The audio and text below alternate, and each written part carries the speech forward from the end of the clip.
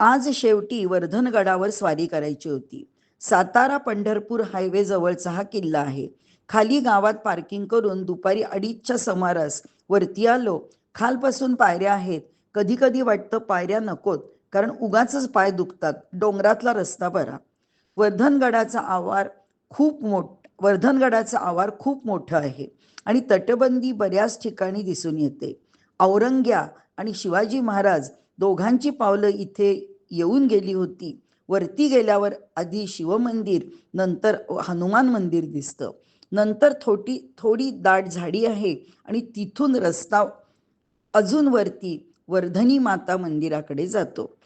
वरून आजूबाजूचा प्रचंड मोठा परिसर दिसतो.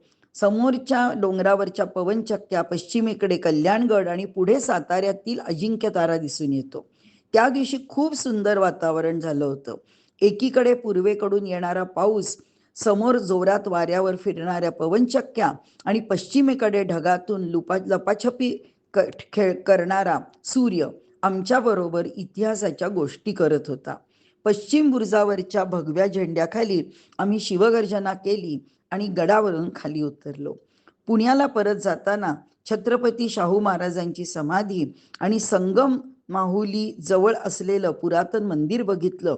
कमालीची दगडात कोरलेली कारिगिरी बघून एकच विचार येत राहतो की आता असं कोणी परत करेल का, जे पुढचे 350 वर्ष टिकेल.